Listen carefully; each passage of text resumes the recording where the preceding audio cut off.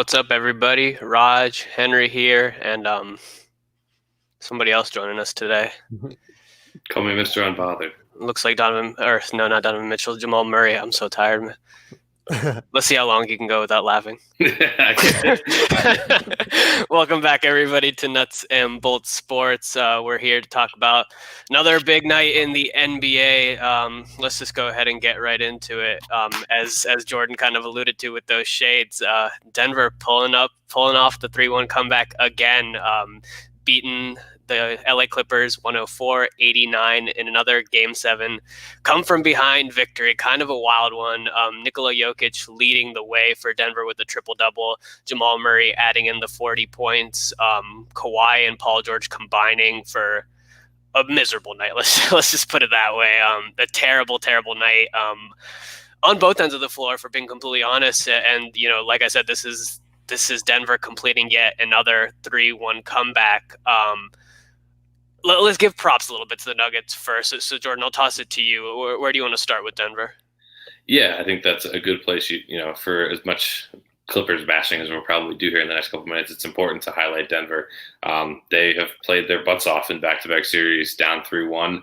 And I think really they controlled a lot of the game yesterday. The Clippers had, a little bit of a lead early, kind of like they had in Game 5 and Game 6. But in the second half, Denver just kept running what worked for them. Jokic, you don't see it too often, especially in the playoffs, because a lot of guys do get tight and don't always play their best. But Jokic, these last 3 games, and really even for the whole series, there's very few guys that have been so in control of everything. Like offensively, he knew where the double teams were coming from. He knew when he was getting blitzed. He knew the right passes to make. He knew when to create his own shot and take the mismatches against Harrell and Zubac. He was completely in control and in a rhythm. And normally you see it from scorers. Normally you see it from a Jamal Murray or actual big game scoring guards and stuff like that who get in a shooting rhythm. Jokic was just in an offensive rhythm and just was absolutely phenomenal. Jamal Murray, scored 40 on his own. Absolutely incredible given the fact that he's going up against Paul George and Kawhi Leonard, 2 guys who were supposed to shut him down in this series and really contain him. That didn't happen. And the other bench guys stepped up. I was looking at the numbers for the whole series. Everybody stepped up. You alluded to Gary Harris coming back being so huge, and you were completely right on that. He shot 42% from 3 in the series. Paul Millsap gave him 47% from the field, 10 points a game. He's never going to be an all-star, but he gave him kind of that mental and physical toughness that they were looking for against guys like Marcus Morris and Montrezl Harrell. Just a really good job all around. These guys have a lot of fight in them. The last 2 years in the playoffs, every series has been 7 games. So they have a ton of experience for being such a relatively young team. And they show it every time. They don't panic. They don't start taking a lot of bad shots. Basically everything the Clippers did yesterday, the Nuggets were the opposite. You would have thought the Nuggets were a team that's been in the playoffs year after year after year. So huge props to Denver. We're going to get to the Clippers in a couple minutes, I'm sure, but that was just my piece on them. They were really, really well done. And huge credit to Jokic and Murray for really, they're an established star duo now, and I think it's very safe to say that. Yeah, what do you got to add to that, Henry? Just credit to the Denver Nuggets. Raj, shout out to you, man. You predicted the series, and Raj was right. Yep, we were the only one right because as we all saw, Jamal Murray called out everybody that doubted the Denver Nuggets. Stephen A, Zach Lowe, forgot who else, but he was just not hesitating on calling them out. But it just goes to show, I don't think anybody can really call out the Denver Nuggets now, because I think we've all seen what they're capable of. Props to Mike Malone. He stuck with his team all the way through. He never gave up. And for him, just seeing him smile too, and he won this on his birthday as well. So happy birthday, Mike Malone. You deserve this. Absolutely. But Grant and Gary Harris, each with 14 points coming off the bench. I think it was huge for the Denver Nuggets because, like I said, you can't fully always rely on Nikola Jokic and Jamal Murray to produce, even though they produced tremendously in Game 7. Whenever you get that type of productivity from your role players, I feel like they're just going to solidify their win even more. And it just goes to show, as much as I want to slander the Clippers already, I do want to give my credit to the Denver Nuggets because they absolutely deserve it. They're facing the Los Angeles Lakers for the first time since 2009 in the Western Conference Finals. Last time that happened, we saw a Kobe-Carmelo Anthony matchup. And if you guys found Jordan looks good right now, though. But something interesting that I found is that it took Carmelo Anthony 6 years from the moment he got drafted to make the Western Conference Finals with the George Karl-led Denver Nuggets team. It took Jamal Murray and Mike Malone 4 years together. So Jamal Murray got drafted back in 2016. So I already believe that this Nuggets era is already better than the Carmelo era. People can argue with me on that, but the stats prove it. After that, they were after 2009, the Nuggets were bona fide first round exits, and Carmelo left in 2011. There wasn't a lot of that was the pinnacle of his career in 2009 when he made the Western Conference Finals. Jamal Murray is 23 years of age. When you reach your prime, that you're supposed to be 27. So he's 4 years away from that. It's kind of crazy to think.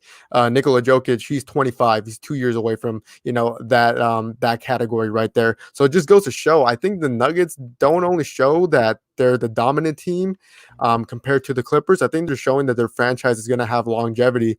So, like I said, before I get to the Clippers slander, I wanted to credit the Nuggets franchise for doing a fantastic job. And like I said, shout out Mike Malone and happy late birthday because you deserve that. I will take my bragging rights here and say, I did call the Clippers in 7. Feel like the Nuggets in 7. I feel like I'm the only person in the entire world that called that. But less sort of on that front and more sort of on the Jokic front, because when we talked about it, Jordan, we talked about how Nikola Jokic was going to be the key in this series. We discussed the fact that Jamal was obviously the key in the Utah series, having such a massive sort of multiple 50-point performances, obviously, and going back and forth with Donovan Mitchell. But when we talked about Jokic, what we pinpointed was the fact that the Clippers had nobody that could really handle him, between Harrell and Zubac being their two big guys. And we saw that from the get-go. Even in those games that Denver was losing, Harrell and Zubac were both getting into foul trouble. They could not contain him. Jokic had an incredible series here. Looking at his stats for the entire series, he put up 24 points a game, 13 rebounds a game, almost 7 assists a game, like just an incredible stat line all around. And it was basically on full display yesterday. Yes, they didn't quite play as well in the first half, but particularly in the second half. The thing about Jokic is he's a creator. He can score very, very well, but he is a creator. We talked about LeBron being that kind of player. Jokic, it's weird to say that Jokic and LeBron are similar type players, but they kind of are in the way that they got their back to the basket in the mid-range. They're looking to create first. They're looking to get their teammates involved. And if it's not there, then they will attack the basket. And Jokic was just getting everything that he wanted yesterday. And it started sort of in the beginning of the game. They were doubling him, and he was doubling Jokic is a terrible decision, especially when Jamal Murray is feeling it, because if you're doubling off of Jamal Murray, he gets open, it's a crazy open shot. And if you're doubling off Gary Harris, he was playing well yesterday, like you said, Jordan. Paul Millsap played better yesterday. The bench guys played better yesterday. It was an all-around better performance. So when Doc acknowledged that and he decided to make the change up and go straight up on defense, Jokic was just basically taking whoever was on him to the basket and creating his own shots. And if it wasn't there, Jokic is also weird because he's this, they tell you often everything he does is unorthodox. They tell you not to jump in the air and not to get yourself caught because the defense will be able to recover and you won't be able to make the pass. Jokic jumps in the air, and as big of a guy as he is, he should not have like hang time or anything, but he's able to find the right looks. It could be a slight look to the corner and dish out to the wing. He just always has it going, is always so established, and the offense flows right through him. And it's just like the Clippers just had no answer for him. And then yesterday, Jamal Murray scoring much better than he did in the rest of the series. Not that he was bad in the rest of the series, but just, the 40-point game cannot go unnoticed. And that just was another big pickup for Denver. Let's use this to sort of transition into the Clippers talk now, because the Clippers, especially in those 3 games where they did end up losing, it was those second half comebacks from the Nuggets that really sort of sparked the momentum. In this game, it was the Jamal Murray sort of 20-point second quarter to sort of bring it back and close the gap. And then in the third quarter, they sort of took over. But in all 3 of these comeback losses or comeback victories for Denver, the Clippers have looked just absolutely atrocious in the second half, and they just look like they're not giving any energy out there. And I think that was sort of the big thing that a lot of people were noticing yesterday is, from their stars like Kawhi and PG to guys like Lou and Montrez was the only guy that played well for them yesterday, if we're being completely honest. Everybody else just looked completely out of focus, out of touch. They looked like they had no idea what they were doing. They were not giving energy. They were shooting poorly. They couldn't get anything to fall. It was just a complete disaster of a second half. What do you guys got in terms of Clippers slander? Because I know you both want to touch on it a little bit. Go ahead, Emery. Well, I have a lot to say, but Jamal Murray outscoring Paul George and Kawhi Leonard 40 points to 20. They're combined 24 points. It's not something I expected at all from two all-star level players, but Paul George has been struggling so much in these playoffs, not just this year, but in the years prior. We see how he struggles in game sevens or in closeout games, as a matter of fact. And it was a little sad for the Clippers organization to see him shoot and hit the side of the backboard. I'm pretty sure you guys saw that, right?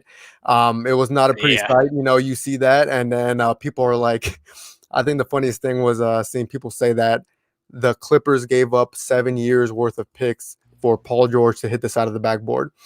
And honestly, they weren't wrong. I'm like, okay, you expect so much from all-star talent just like Paul George, but he has not been able to produce in the playoffs. I mean, I feel like no one calls him playoff P besides himself. Like no one does, and that's for a reason.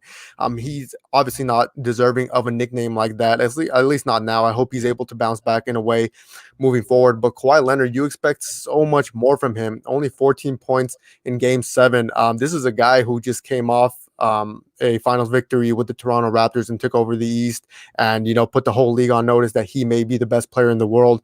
But now he looks just as stoppable as anybody else on that Clipper roster. I don't know if you guys saw, but Doc Rivers, did you see all the excuses he was trying to make? Talking about how players were tired and they were asking to to be taken out of the game. Yeah, it was the conditioning. He kept harping on conditioning, and I'll touch on. Sorry to interrupt you. Go ahead, please. The Nuggets, first off, they had players that had COVID coming into the bubble. Jokic was late to the bubble. That you can't use that as an excuse, first off, because the Nuggets had the same sort of issue. Jamal Murray missed games in the bubble. Gary Harris only came back at the end of that Utah series. That is the worst excuse that you can use. On top of that, your two stars were basically there playing the entire time, Kawhi and PG. I know they took a little bit of time off during the season and they didn't get a lot of continuity together during the season. But in the bubble, you cannot use that as an excuse. It's completely unacceptable. Yeah, because Montrezl Harrell, he had a family emergency, which is understandable. And then I think we all saw what Lou Will did. That's why they call him Lemon Pepper Lou. So I think that's pretty funny. If you're really going to put blame on that and be like, oh, that's what knocked him off his game, then I don't know what to say. Not even as a I don't hate the Clippers or anything, but I think you can do much better as a team in terms of just the responsibility going forward. I think the bubble, I think we've seen a lot of that with Daniel House, Lou Will. Pretty sure there's been other incidents that we just don't know about, but using that as an excuse to justify a Game 7 loss when you're up 3-1. And by the way, this is the third time this happens in Doc Rivers' career. So Jordan, I want to hear from you. Do you think that Doc Rivers is an overrated coach? You're muted again. Sorry, I didn't want to cut in anybody. Yeah, I've been waiting to be tossed in for this one. In terms of Doc Rivers, yeah, that's a really good point. As everyone's found out, he's blown now 3-3-1 leads and even 3 more 3-2 leads. He's done it in the 2010 finals, 2012 with the LeBron 45-15-7 game, and then I believe he also did in 2015 or 17 with the Clippers. So this is a trend, and yes, the guy is known for being a pretty good overall coach. He's known for being very popular among the star players and taking care of them. That's why guys like Kawhi and Paul George, kind of wanted to set this up. Obviously, he has a ring with the 2008 Celtics. Help was a big part of their turnaround. But at the same time, these other egregious marks on the resume, like they have to stand out at some point. It's not like this guy's, Phil Jackson or Popovich, where you have a, impenetrable legacy. This is a habit, and we talked about, earlier in the postseason, Mike Budenholzer with the Bucks not making a lot of adjustments. Doc didn't really either. He kept either just sending stupid doubles, as Raj pointed out, at Jokic, where he's 7 feet and can see over everybody and make the reads, or he was not, he didn't try anything different on Jokic. He would have Harrell or Zubac guard him. They would just get in foul trouble. He didn't try, putting Kawhi on him for 2 minutes or running some different kind of rotations or even a zone or anything that any of these other coaches have tried against other teams in the bubble here. He didn't do any of it. He didn't stray from it. And that's definitely a part of the reason if you do that, that blame pie, as they always do after a series loss, he definitely gets a chunk of it. As to what you guys have both said about the conditioning, I think it was bogus too. And it actually really got me upset. I was kind of laughing after the series was over because it was funny to see the Clippers fail. But at the same time, when they pull out those kind of excuses, Montrezl Harrell was away for a family emergency. Like, you can't fault that, but that is what it is. Everybody else was in the bubble. You guys had 3 months off. Like, there's not like, I know not everybody can get in like a gym and run pickup and like do basketball drills. You can always do conditioning. You can always go for a run outside and do sprints. That's never an issue. And for Lou Williams, don't go to strip club. Like, it's not that hard. Stay in the bubble. Do what you're told. Like, that stuff bothers me because it's like, you have one job and you get paid very, very, very well. We have a lot of other professions in this world that get paid not bad, but not millions of dollars, and they do much more important work. So for these guys to whine and complain and say that they weren't in good enough shape and needed breaks, not to mention, I heard some, rumor excuses about, well, would this have happened outside the bubble if they had home court? Shaving thins rodents and heavily worn. Yeah, I think what I think Jordan is trying to say is, like, when you look at the Clippers and what they put together, you do come into this season with some sort of championship expectations, and that, when you disappoint on that and you fall short of that, that can be frustrating. And I understand the conditioning thing because, everybody is coming into this situation with kind of different expectations and whatnot. But yeah, you're not traveling. So that's a big part of this whole entire thing. If you're not traveling, you should not be using any sort of like tiredness or anything as an excuse, because that completely revamps the entire way that you're playing. Like, so much of the playoffs in basketball is home court advantage. Is this team traveling from this state to this state, and how does that impact the way that they play on an opponent's court? You're not even traveling. You can't even use that as an excuse. It makes absolutely no sense that the team was going for that. And I just don't – it just felt like an excuse. That's all it was. It was an excuse because these Clippers came into the season saying we're going to be the favorites. It wasn't just Vegas saying that they're going to be the favorites. The Clippers came into the season, with the SI cover and whatnot, and being like, we are the favorites. We're the championship favorites. We're the team in LA now.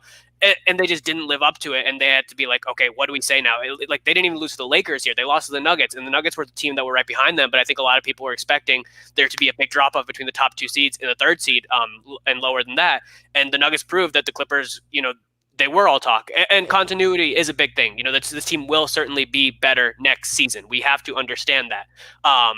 But you can't come into the season, talk all this trash, and then go and disappoint on that sort of expectations. That's just kind of where I was. And you bring up the continuity thing, and it's very important, I think, to note that Denver does have very good continuity. These guys have been playing together for a couple of years, and they have, mostly, they haven't added too many pieces really, other than like a Jeremy Grant here and there, stuff like that. But that's also what these guys sign up for. That's what they do. That's what happens when you're Kawhi and you win a title with the Raptors. And I love Kawhi. I'm not bashing him personally. No, yeah. I think he gets a smaller piece. Like, he had 2 bad games in the series, but at the same time, was anybody else doing anything in Game 7? Like, I think he kind of like forced the action.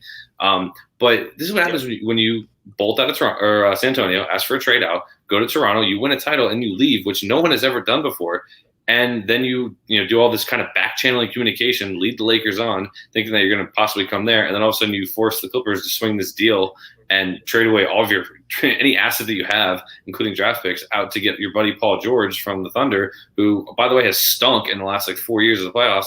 And then you try to throw these pieces together at the last second. That's what happens. Like, I don't. There's no pity for that. Mm-hmm. If you want to build team chemistry, you can build it. The Lakers threw this roster together. They threw Anthony Davis. They traded half their roster for Anthony Davis, signed Danny Green, re-signed Kuzma, Morris, all these dudes. And guess what? They have fantastic team chemistry. They bond on. And LeBron missed a quarter of last season too. They have no continuity either. Lakers have just as much continuity as this Clippers team does. And yet, if you watch them, like, I wish there was like a camera to show like the benches, because I bet it's like totally different. The Lakers are completely in sync. They're helping. Like, you have guys like Dudley and some of those veterans that are like coaching on the sidelines too. You have a full coaching staff that's engaged, and I just didn't see that with the Clippers at all. And I just don't buy, like, the excuses really get me going, because that's what they are. They're just excuses, and they stink. It's like I said, you're in a bubble. You've had 3 months off to be in condition. You don't have to travel anywhere, like you alluded to. Not to mention, with the no home court thing, the Clippers don't have a great home court advantage. There's a bunch of rich people at Ballmer knows sitting courtside. There's no threatening presence from them. And not to mention, you didn't have to go to Denver for 3 games in this series and play in the high altitude, where that really would have messed with their conditioning. But I thought it was a huge home court advantage for them. So that the conditioning excuse, like, that's a softball to me. I'm going to hit that out of the park every time, because you can't throw me weak stuff like that. Then you get all that aside. Then we get to the stats. This is where I did a little research. Paul George. Now, we know the stats from this series. Like, you can see that on Basketball Reference and ESPN, whatever. Everybody stunk pretty much for the Clippers except for Kawhi. Yeah. Paul George, and this is like trends here. Paul George, since Game 6 of the 2008 first round against Utah, the one where he really stunk and he had like 5 points. Yeah. He's played 19 playoff games. His teams are 8-11 in those games. 21.5 points a game, 39.6 from the field, 32% from 3, 8 games total under 20 points. I think it's pretty safe to say like he can't really be trusted right now in the playoffs. I don't think anybody would be like, yeah, if only we had Paul George, he could be a difference maker. I think he's on my list of guys I don't trust. He's pushing towards that DeRozan range. I like that you brought that up actually, because that's stat specific, because it was 2018 against that series against the Jazz that he called himself playoff P because he had one good game, right. And then from there he tried to stick it through. Didn't happen. Is it the nickname? Because I felt like once he put that mantra on him, that's when it started going downhill for him, because we know what he can be capable of, but it's just playing. You just spit out the stats right now. I mean, honestly, it's pretty atrocious. And like a player like Paul George, we know he can do. We saw what he did against the Miami Heat when he was back with the Indiana Pacers. We know what he's capable of before he got hurt. Yeah, before he got hurt. But the thing is he was an MVP candidate with the Thunder. So there's no excuse still. He was able to bounce back from that injury. So the injury is out of the equation. The excuses that he made after Game 7 last night, I thought he gave me no reason to be pity for them, because he said that this year, he said, we need more time together. This year wasn't a championship or bust year. And then, like Raj brought up, the Sports Illustrated cover where Paul George said that how stacked they are, and then they're ready for now, not for later, for now to be contenders. So it's just like they contradict themselves. They contradict themselves so much. And Jordan, please go ahead. Yeah, and to piggyback perfectly off your point about Paul George saying all that, he then says in the post-game press conference last night, well, we all knew this wasn't a championship or bust year for this team. When you build a team, when you do all the stuff that you do in the offseason to build a roster like that, and you come out and with the energy and the vibes that you have, it's absolutely a championship or bust year. It's for them. It's for the Lakers. I wouldn't say like teams like Denver, like Miami, who've had fun. Like if they lose, like it's a great story and they have something to build on. But for those teams like the Lakers, the Clippers, the Bucks, like you say, almost a championship or bust year. Like the teams that go into the season with super high expectations, it is a championship or bust year. I agree with Roz in saying that they're probably going to be better next year. They'll have more time together, more practices, more games, etc. But at the same time, like you know how small the windows are to win titles in this league, especially with how those two guys constantly change teams. They have player options the year after next year. Like they could easily just be like, hey, this didn't work again. We lost in the second round of the conference finals. Hey, I'm out. I'm going to go to, city number 5, whatever it is. So for them to say like it's not championship or bust, that shows like that's pure ignorance on his part of being a basketball player. You know that when you're at the level that he should be playing at, every season is championship or bust. And it was their role. Like their role players stunk too. Like Lou Will, 12.5 a game, 23.5% from 3. That's atrocious, even for him. But his numbers also go down in the playoffs. Montrezl Harrell, the 6th man of the year. Mr. I beat my chest after every block shot, every layup. It's a flex to the crowd, and he has got this mean mug on his face. I hate it, and I can't stand it all year. This dude was a minus 37 in this series, 2.6 rebounds a game for a guy that averaged 7 in the regular season and will probably average a double if he played like full starters minutes. You can't grab 3 rebounds a game in the playoffs in the series. How? Like that to me is rebounding is all about effort and positioning. It's not about really any talent. Denver out-rebounded LA in this final game by like 18 rebounds. It was like 53-38 or something ridiculous like that. And I watched it. I was watching because I actually had money on Harrell having over 3 rebounds, or 3.5 rebounds. And I watched him all game. And I'm telling you, him and other guys, they had no interest in doing the little things, right? Like no interest in boxing out guys and getting rebounds, no interest in making the extra rotation or making the hustle plays. These guys effectively quit, especially in the second half. Yeah. As Bill Simmons said in this podcast today, it was like watching a team walk to their own funeral, because that's what it was. And the Clippers were happy the Nuggets were happy to guide them to there. And again, we do got to give credit to Denver. Like Jokic, I had his stats too. Like from Game 6 of last year's first round, he's 27, 12, and 7 on 51% shooting from the floor and 42 from 3, plus 44 in the final 3 games of the series, and his plus minus. So like huge credit to them. And like I don't want that to be like the takeaways like the Clippers. It's all about the Clippers, because the Nuggets played their butts off. And Jokic is really Jokic. You could have debated like maybe he's like top 8, top 10. Like you could have had that debate. Maybe he's top 12 on some bad days. I don't think there's any debate now. Like he's easily one of the best, like 8 guys, 7 guys in the league. Like you can't name that many more better than him. The only thing that's keeping him from being a top 10 every single night is him. It's his own head. It's his own mental space. He just sometimes checks out. But when he's locked in, like he was this entire Clippers series, again, they lost 3 games straight. They should not have dropped those 3 games. This Denver team did show some signs of weakness there, against Utah as well as against the Clippers. But, Jamal Murray became a superstar in that first series, and Jokic proved why he is this team's anchor and this team's actual superstar in this series, because he just completely took over. He knew exactly what his role was on the court, and he did everything he needed to do right. He was not checked out of the series. Even in those games where they lost, he was focused. He was playing his ass off, and they just lost. And you were talking about conditioning. Jokic hates conditioning. He literally said that he can't run. A man that can't run and can't jump out rebounds Montrezl Harrell. He's just so dangerous. He's so dangerous because he can score the ball, but the playmaking is such a threat. And against that Clippers team that was just getting picked apart by him on every position. I mean, you saw it there in the last few seconds when they were up by like over 10 points, and he's throwing over the head behind the back passes to Jamal Murray. I thought that was funny and disrespectful at the same time because it was super unnecessary. But the fact that he did it with 26 seconds left when they were up by how much? 16. They were like 16, They were up by 16 points. I was like, you know what? Do that to the Clippers. They deserve literally everything that came back to them. But aside from stats and talking about all the intangibles, like you guys just brought up, the Clippers did not want this. They played like it was a rec league game. Like they were walking up and down the court, and their recovery on defense was so bad. It was like watching. I think the funniest meme on Twitter is seeing a Staples Center picture, and you see JV Clippers at 7:30 and varsity Lakers at 9, because it's true. It was like watching a JV team. It's all here, Henry. It's all. You've seen this since you've known me. I preach this in the playoffs. It is all mental. It is all about like how you get your head right, who gets tight, who doesn't in big games.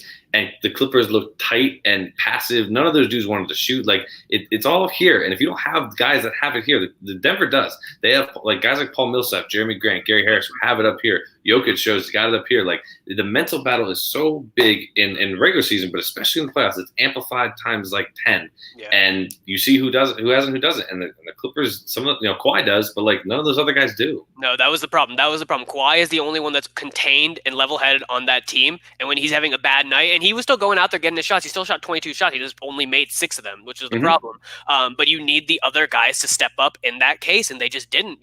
That's why you have a second All-Star like Paul George, who is a quote-unquote MVP candidate. But if he's not going to show up and he's going to score less than you do in a game where that might have been the worst Kawhi game that we've seen since we consider Kawhi an All-Star in this league. That might have been Kawhi's worst performance. But that's okay because he was still trying to do what Kawhi does, and he was still in character for who Kawhi is. Paul George is just completely out of character right now. And yeah, he just can't go from having an MVP caliber season to dropping off the face of the earth the way he did this year. It's not the injury, because we've seen him play well after the injury. It's not the injury. He can't use it as an excuse anymore. It's all in his head. And I respect him so much for coming out and saying that, being in the bubble and this kind of headspace, it's not good for you. And I understand that does get in your head. But he's done against that. No, but he's done it year and year, time after time. Like he did it last year. He did it the year before that. It's just he can't win. And it is something that has to do with his mental space in the playoffs. It doesn't have to do specifically with the bubble. I respect him for coming out and saying that is something that he is dealing with. And I have 100% respect for that. But you can't just focus in on it being in the bubble. You have to do something in your own head to get you out of that space, because you haven't proven to us that you can win. And a lot of it does come down to the mental factors. We know you're one of the best two-way players in the league, but if you're not proving it night after night, then we can't put you in that caliber player. Yeah, you know what I think it is? I think that Paul George is too immersed in the world of social media and what everybody is saying in social media, because Paul George became the most hated man in LA, regardless of being a Clipper, because he didn't choose the Lakers. Sure. So now, when he has performances like this, if I were Paul George, I would not want to go on Twitter for the next 10 days and see everything because now that he brought up the whole mental game and how it does affect him, you think about it. You think about, why did he shoot? He's a solid shooter. A solid shooter should not hit the side of the backboard. At that point, it's not a character. It's not a character in terms of in terms of his playmaking. It's a mental thing. It really is a mental thing, and that's the only part I do feel a little bad about, because at the end of the day, even though they're millionaire athletes, they do look at everything we're saying, and they look at everything that people are talking about. And for Paul George, especially, that's why Kawhi Leonard has the edge. Kawhi Leonard does not really use social media much, so he's kind of good on that. I know, like, people slander him as well, but people are just going off on Paul George, and obviously he's going to look at it. Is he going to carry that forward? Is that going to transpire to next season? We're just going to see. Probably. But honestly, this is a Clippers organization that it's kind of, at this point, people are just saying to move the team to Seattle. And you know what? At this point, I kind of do agree, because I thought this was the year that I'm like, okay, you know what? Lob City didn't work out. The Lamar Odom, Darius Miles days did not work out, even though I love that team. So I was like, this is the year to prove that the Clippers are not the minority team versus the Los Angeles Lakers. But they just proved everybody right. Jordan, they look at you with a Lakers jacket. But look at that. And you know what? Laker fans should hold their heads high, because they were right all along. The Clippers are not up to their standards and their levels just yet. No, the Lakers do have players, even though they do have players like LeBron and AD. But like we're talking about, is that chemistry? I think the Lakers, alongside with the Miami Heat, have the best chemistry in the league, something that the Clippers didn't really have. Like you said, Raj, Patrick Beverley, he wasn't really a coach on the sidelines. He just let his arrogance take the best out of him.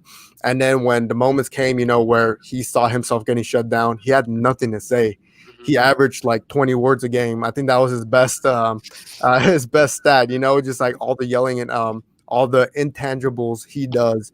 But is he really just tricking people into believing that, that's very effective? I don't think so. I think people are seeing through all that BS now, and I'm getting to this point because I did believe in the Clippers.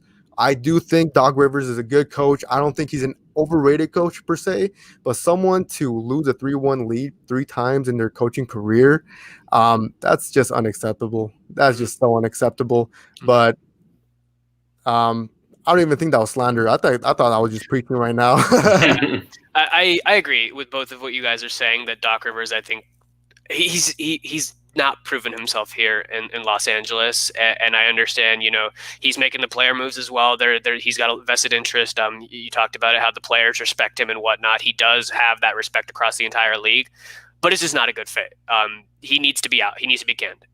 If you can't win with the team that has Chris Paul, Blake Griffin, and DeAndre Jordan at the peaks of their games, and now you can't win with Paul George and Kawhi Leonard, quote unquote, at the peaks of their game, something's wrong, and I've got to pinpoint the coach on that. I don't want to spend any more time on this series. We have half an hour on this series, so let's let's get into the other things real quick. Let's quickly sort of preview now the next series in the Western Conference Finals before we move into East Game 1.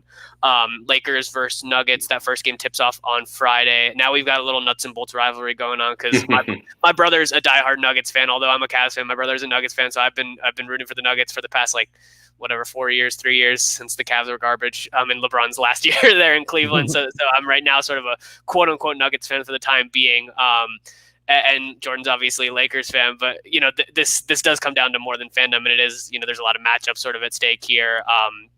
Jokic is not going to have a field day against Anthony Davis. I've been harsh on Anthony Davis, but he's a much better defender and player than Harrell and Zubac, and Jokic is going to have a tough time scoring against him. He's going to have a tough time guarding him as well. I imagine Paul Millsap will be matched up against AD more than Jokic will be. LeBron is, LeBron's LeBron. What does Denver do against LeBron? I know Jordan's going to tease me a little bit about this, but Will Barton's not there. Will Barton would have been their first option. Grant has been playing well in the starting lineup. On defense, he did a good job against Kawhi. Torrey Craig is there. Gary Harris is there. Are those enough to guard LeBron? I don't know. This Denver team, this is their biggest test now. We keep saying that time and time again. This is their biggest test. This is the true test, because this Lakers team has all the matchup advantages over this Denver team. The Denver team might have a little bit more momentum because they're coming off this, these 2 hot victories in both these series. But they did go down both these series 3-1. Are they going to have the mental capacity to do that again? I don't know. It's going to be a very fun series. I think it's going to be a really good series. I'm still sort of debating on who I think is going to win this one. I think there's a lot to discuss. For the Lakers, I think LeBron and AD are going to do what they're going to do, but you got to focus on these bench guys. You got to focus, or not just the bench guys, but the role guys. You got to focus on Danny Green. You got to focus on Rondo. You got to focus on Morris. Are Dwight and JaVale going to finally show up? Who knows about that? Is Caruso going to be good? We don't know. We don't know. And there's a lot to sort of dissect. And I'm sure we'll have a better idea after the first game. But I want to hear your guys' thoughts sort of, and we can kind of bounce off each other there. Yeah. 2 quick points. 1, Caruso's always going to be good. Okay. 2, just one final point on the Clippers series. Clippers rent's due at the first of the month. Just don't forget. Send us a check. But no, it's going to be a very fun series. I think if they would have played in like the second round or the first round, I would have felt much more confident taking the Lakers. But now Denver has this thing called momentum, and it's huge, especially in the playoffs. You see it in every sport, whether it's March Madness, hockey, baseball, anything. You get hot and you have this momentum, that can carry you, pretty far. You're correct in saying that Jokic isn't going to quite have the field day that he did, because Anthony Davis is going to be on him. And even when he's not, I think Dwight and JaVale at least have more size and a little more defensive IQ than guys like Zubac and Harrell do. So the goal is to obviously contain him and really just cut down the passing lanes. Jokic is most effective when he can hit guys for easy, wide open shots. So you really want to cut down those passing lanes. So help defense is going to be really important. Obviously with LeBron and stuff, it's going to be interesting to see who Denver throws at him. You already mentioned Grant, even Millsap, Gary Harris. These a little undersized. They at least do have some bodies that they can throw at him. I think LeBron's probably going to have, of all the stars in this series, he's going to have probably the easiest time because there really isn't anybody that can truly match up with him. You're hoping that AD on offense, on the reverse of that, can take advantage of, if he has Millsap on him, take advantage of the height and size. If he has Jokic on him, use your athleticism and get by.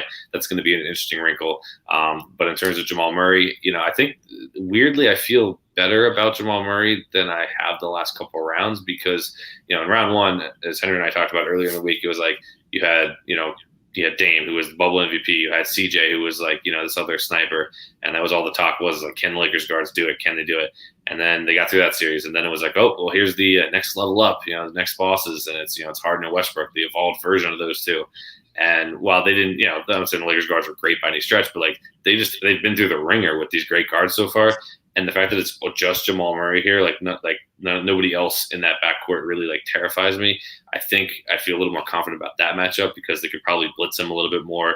They can go a little bit smaller with AD at the 5 and then have guys that can just, blitz him and basically force double teams to force the ball to Murray's hands and make other guys for Denver beat you. That's going to be the key. I think the role players are going to be huge for both teams.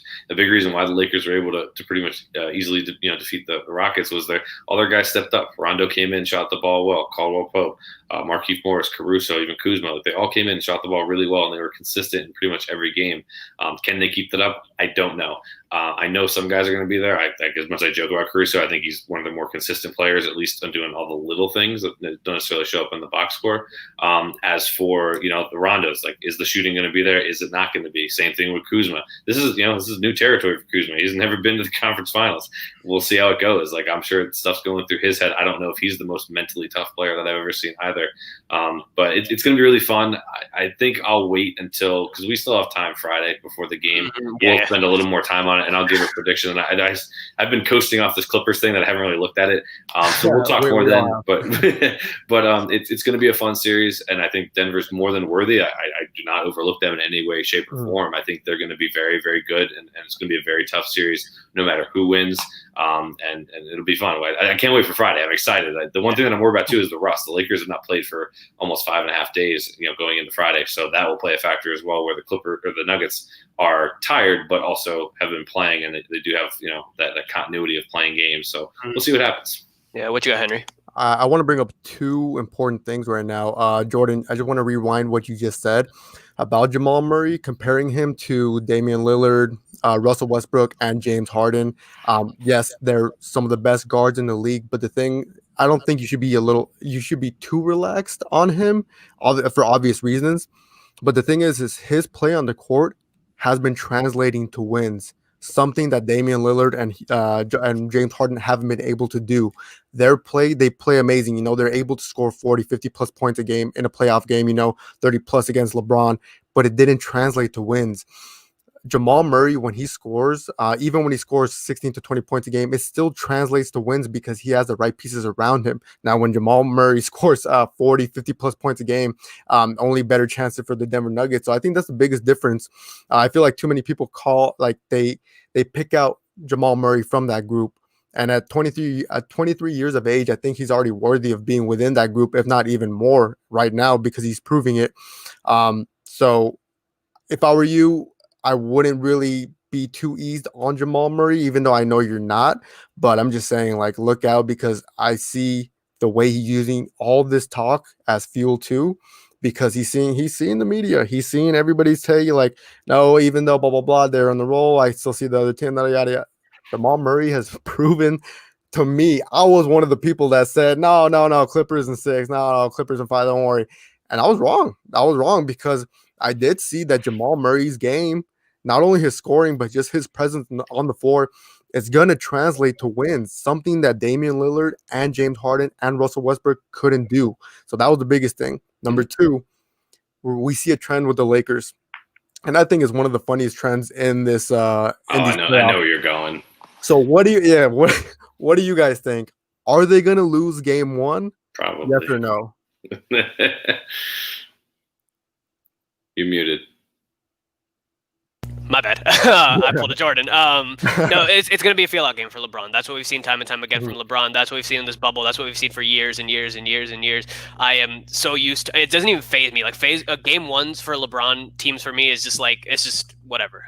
I know if it's a loss, it's a loss. Like, I've kind of accepted it at that point, and that's what Lakers fans need to understand is you guys in all likelihood probably will lose game 1. And that's kind of what I want to plead to everybody is, can we just not hop on Twitter and overreact after game 1? Because we've just seen that it doesn't matter. We've seen what happened. It just doesn't matter. It really doesn't matter. And for other teams, I get it.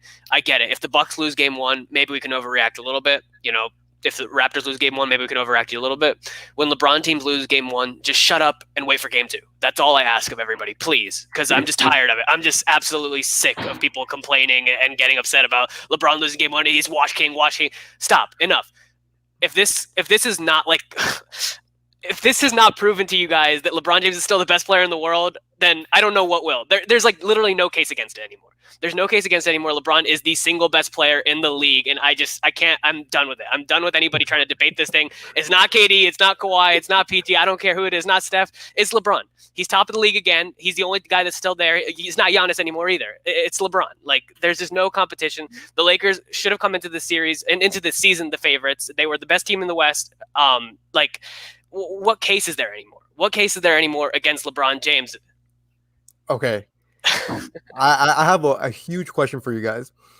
Another trend, the Nuggets just came back from 2-3-1 deficits. First team in NBA history to do it in the same postseason. If they win game 1, which is probably going to happen, and if they go down 3-1, do you guys think they're capable of coming back from the Lakers? Because we all said no, except for Raj. Jordan and I said, nope, it's not possible against the Clippers. They're not the Jazz. They got Kawhi, they got Paul George. It's not. Jamal Murray isn't going to score this amount. We were wrong. Now, that opens my eyes at least to think. I'm like, okay, what else can he do to other premier players and other premier teams? Because if they do go down 3-1 against the Lakers, are they capable of doing the same thing to a Lakers team, the number 1 team in the West?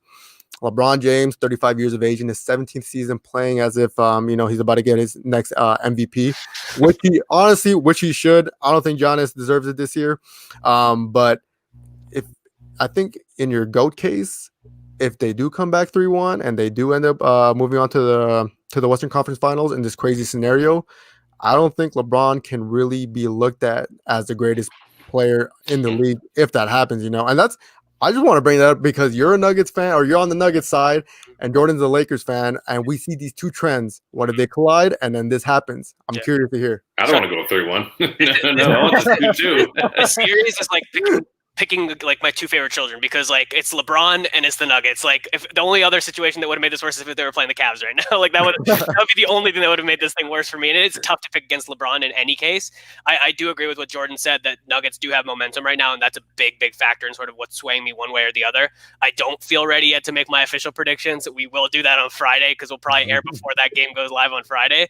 So let's give ourselves a couple more days with that. But do either of you have any closing thoughts? Because we'll get a little bit more in depth on this series on Friday. So I'm okay pushing it if you guys don't have any additional thoughts up here. Yeah, I'm good. Do you want to cover like Boston, Miami? Yeah, Henry, why don't you take it for Boston? I know it was a tough evening for you, but Boston showed that they're going to give Miami a fight, and I picked Boston to win the series. Who did you guys two pick to win the series? I was thinking like Miami in like a tough 6, maybe 7. As a Celtics fan, I even told Jordan I got Miami winning this series. But the way we dominated the first quarter against the Heat, it opened my eyes. I was like, I may be wrong. And you know what? Hopefully I am wrong because I want the Celtics to move on. But putting the ball in Kemba Walker's hands down the stretch right now, it is killing the Celtics. He was able to hit one step back jumper, down the stretch. But aside from that, he was just getting bodied by Jay Crowder so easily that it was kind of horrendous to see what Kemba Walker has succumbed to, because you can't really blame it on the knee injury and you can't really blame it on Russ. There's no Russ. He's just came off a game 7 against the Raptors. He's one of the only 7 active players in the NBA to score 60 points in a game. We all know what he's capable of, but he's not translating that into the playoffs. Is it because he hasn't been this far into the playoffs ever in his career? Because this is so new to him? I don't know. But putting the ball certainly on Jason Tatum's hands down the stretch, even though he took a dumb shot at the end of the fourth quarter when he could have easily driven it down the lane. Obviously, you need better decision-making from him, even though he's 22 years of age. He has like mental 7 years of experience in him because he's already gone against some of the best players in the world. Mm-hmm. But there's so many discrepancies that started getting exposed from the Celtics offense down the stretch, because the first quarter was incredible. Don't get me wrong, I was happy. Yeah. I was very, very happy. But just seeing the way that he came back, and props to Tyler Hero. That man is a catalyst of the Heat. Mm-hmm. Because if it wasn't for him, so many games down the stretch in this playoff, he has come up hot. And he shoots the ball with such confidence. I'm like, this guy, man. I'm not even mad at that point. I just got to give props to that because he's a baller. He's a Jimmy Butler and all his teammates. They all recognize it. They all realize it. Eric Spoelstra has so much confidence in a rookie in the Eastern Conference Finals. Mm-hmm. that not a lot of people get that. Not a lot of people get that. And I truly do believe that at the end of the day, aside from Jimmy Butler, Tyler Hero is the biggest piece to the Heat's success for many reasons. We also saw Duncan Robinson. He was in foul trouble in the first quarter of the game. Sure. Tyler Hero came in and produced. He almost had a triple-double in that game. He was 1 assist away. So many things that the Celtics have to adjust to. Obviously, these are not the Raptors. It's a much bigger team as well. I want to hear from your guys' non-Celtics unbiased perspective. No, I've got something. The reason I still trust in Boston to come out of this series with the win is because the thing that threw them off was Miami basically going zone. That's kind of what threw Boston off completely, because their offense was flowing very well in the first half when Miami threw the zone at them. They just got completely discombobulated. And it was weird to see because this Boston team has enough sort of pieces to target every sort of pinch point of the zone, and I don't understand why they couldn't tackle it. That said, Brad Stevens, being as good of a coach as he is going to make the adjustments, is going to put in the practice time in these couple of days leading up to the next game on Thursday to sort of adjust to that zone. I don't think that the zone is going to cause any sort of pressure on Boston the way it did in game 1. And also you have to consider the fact that, the sort of highlight of that game 1 was the big block at the end from Bama on Jason Tatum, and that block is going to happen 1 time out of 100. Maybe that's a very difficult block to make. Bam's hand was literally like this in the rim, over the rim. Yeah, it was ridiculous. And otherwise, Jason Tatum would have had the dunk, and that would have taken it to overtime. And that is a sort of big touching point in this game. Yeah, Bam, all the credit for making that block, but you're not going to make that block game after game after game. And I think that Boston's going to make the right adjustments to attack the zone. I don't think that's going to cause any issues. They're still a good defensive team. I still trust Boston to recover in this next game. You're muted. It's a trend. I got to stop with the mutes. We're all tired. It's okay. No, I think I agree. I think this is going to be, either way, I said it's going to be a dogfight series, 6-7 games. And so you expect Boston to respond. If you're looking at it from the Boston side, you're looking at it kind of like what we talked about. You're going to make more adjustments against the zone. Everybody struggles against that zone against Miami. I think every good team in the league did against at some point this year, just because you can't practice that much for it. It's only happening for 10, 12 minutes a game. But, if they can suffocate you in that stretch, that really, kind of changes the momentum for them. And to Raj's point about the block, it really came down to a couple key plays. That big Tyler Hero 3-pointer, the Jimmy Butler and one on Tatum, which was a questionable foul. It was pretty good defense, really, and just a tough shot by Jimmy. And then, of course, the block, which, as soon as Tatum got the lane, I thought, oh, he's going to throw it down on Bam. And Bam just, made a good play. The wrist was, like we talked about, it was, right. In a exorcist type of position. It didn't make sense. But and you gotta get, so you gotta think if you're Boston, not all those things are going to happen again. You're hoping to come out and execute a little bit better. You had good minutes from Smart. He seems like he's playing really well. Tatum, played well for most of the stretch. And then, Jaylen Brown kind of was the weak guy of the big three, and he's been playing very well in this playoffs. So you got to assume he's going to step it up. And then conversely, on the Heat side, you're thinking, well, they've done this over and over again. They've made big plays. They make big plays almost every game in these playoffs to win. And so that's something that they're going to build off of. They're going to make their own adjustments. Trying to think who shot well. Bam, I know, kind of struggled a little bit from the field and stuff. He was a little off. So you'll think he'll play a little bit better. But the rest of them, Dragic throughout these playoffs has sort of been the sort of stabilizing factor, because he was benched in the regular season, and then he came in the postseason, and he's been one of their second best player. Maybe he's even been better than Bam behind Jimmy. I would say maybe he's even been their second best player. And he's just been huge for them. For sure. Yep, I completely agree. That's exactly what I was going to say. And so I think it's just going to be really, we talked about the Celtics Raptors last series being a battle of who's going to make more adjustments. And in reality, Toronto had some older pieces. They weren't quite as nimble to making the adjustments. I think Miami and Boston can really just every quarter is going to be who's going to do something different. Who's going to, they're so athletic. They're so, young and talented. This is just a really fun series. I'm knocking on wood because I know how fast the league changes and I know how fast teams change. This would be a series that I would love to see. I would love to see these guys face off in the playoffs 3, 4, 5 years in a row. I think it'd be fantastic. I wouldn't want any other matchup in the East right now. So I'm hoping it stays that way. I'm hoping the series is good. I know we'll probably go cutting time here. So I would say if I had to predict that game 2, I'm going to say Boston's going to take it back. I feel it's only natural that they make a couple more plays. And I feel like we're due for Tatum had a very good game in game 1. I feel like we're due for an explosion game from him where he just goes into 40, 45 points and just is unconscious because he's got Deuce in the bubble. He's got a little baby Deuce there. He's ready to go. So I expect Boston to win another hard-fought game, though. I don't think there's going to be any really blowouts in this series. No, not at all. That game 1 proved that this is going to be a very, very intense, tight series. I don't know if you guys would agree with me. I still, Jimmy Butler being the only sort of person also up for debate, I still think Jason Tatum is the best player in this series. Do either of you disagree with that? I mean, actually, Jordan just brought up right now, unless he has, I feel like he caps his points per game at 32. Because his career high is in the 30s. I don't know exactly what it is exactly, but he hasn't had that explosion, 40, 45 point game in these playoffs just yet. So until that happens, Jimmy Butler is probably the best player in this series because, like I said about Jamal Murray, his presence on the floor, not just scoring, defense, and everything, it's going to translate to wins. And that's what we saw in game 1. That's what we saw against the Bucks. That's what we saw in their first series matchup. So right now, so far, Jimmy Butler is going to be the best player until Jason Tatum. Do you hear that? That's Jimmy Butler's music. That's my answer. Yeah. No, but I love that commercial. It's funny, Jimmy Butler, and then he's selling coffee too. Mm-hmm. So I don't know if you guys saw $20 a cup or whatever. $20. And everybody was like, I'll buy a cup. I'll buy a cup. Yeah, why not? Why not? He's playing good. But but aside from that, if his game is as good as his coffee, or vice versa, then I'll probably buy some. But so far, as of right now, I can see Jimmy Butler being the number 1 player in these in this series specifically. Until Jason Tatum has a breakout game.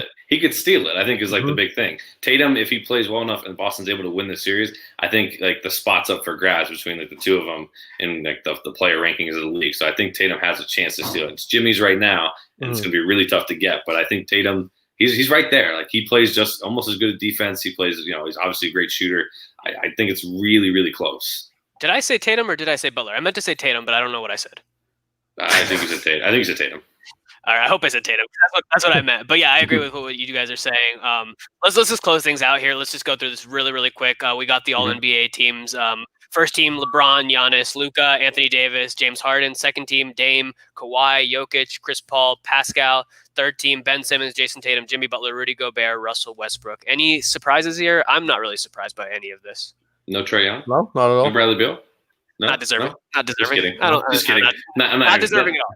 Listen.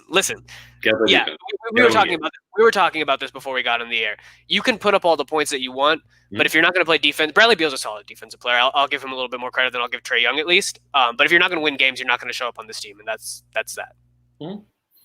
Yeah, I didn't have any like real complaints over it. I thought Siakam, and this is not including what I saw in the playoffs. Like I thought before in the regular season, I probably would have bumped like, Tatum or Butler up to that second team. But we're nitpicking at that point. Like I would have had Bam possibly over Gobert, but it depends on what you like. So there was nothing egregious, which I think is like the important part. They got it right. Not that like at the end of the day, like it doesn't matter because it's just like writers voting on stuff, but it looks good on people's legacies and give credit to LeBron. I know that it's record breaking 16th All NBA team. Yeah. So that's pretty good. I like the list. When I saw Luka there, first team All NBA in the second year, I think for the next 5-10 year stretch, this is going to be Luka's league. LeBron's going to leave, and every time we see a generational talent come, it was the Kobe era, the LeBron era, and then Steph Curry came along. He changed the game. I don't care what people say about him, but now Luka is. I think he's going to be the pure gateway for the Euro League to dominate the NBA. The amount of talent that he's shown just in his second year in the league, to put into perspective, LeBron James didn't make his first team All NBA until his third season. Yeah. So 2 years in, Luka Doncic. So props to him. I like the list. Chris Paul making all NBA second team. I like that because honestly he did deserve it. He definitely deserved that. Pascal Siakam over Jason Tatum. Not sure about that one, especially. No, I know we don't include what happened in the playoffs, but just overall trajectory as well. I would put Jason Tatum over Pascal Siakam, especially now. I mean, until Pascal Siakam, gets a new move over the offseason, I don't see him making the second team All NBA next season. But I like the list. I thought they did a fairly well job. LeBron making first team All NBA again in his 17th season. I mean, if you want to talk about GOAT conversations, that's up for debate right there because that's a good evidence right there that he probably is the GOAT. Mm-hmm. With LeBron, 16 is definitely worth commending, record breaking. It is special. It is special. I don't think. Yeah, I guess the one thing that sort of stood out to me was Russell Westbrook, and I guess that late stretch from what was it, like January to March or whatever it was, really did sort of propel him into this. I don't remember if we had him in our predictions, but I want to say one of us did, one of us didn't, and it was sort of based on whether or not the writers were going to really take that last couple month stretch into consideration, and they seem to do that. But yeah, I agree with you. Maybe Tatum could have snuck in there for that second. But it's still worth commending. That's all I really got. So I think that'll sort of bring us to a close for this longest episode we've had. Yeah, it was. I'll be honest, I got a little heated. Like I felt myself, I was like, man, Clippers got me like this. But be sure to come back on Friday where we will be talking about Game 2 of Miami-Boston, and then we'll also be giving our official prediction for that Lakers-Nuggets series. So tune in then. You can find all our social medias down there. Be sure to follow Nuts and Bolts Sports on our website as well as on all other platforms. And we'll be back Friday with another episode. I'll take you out with one shot of Jordan with his glasses.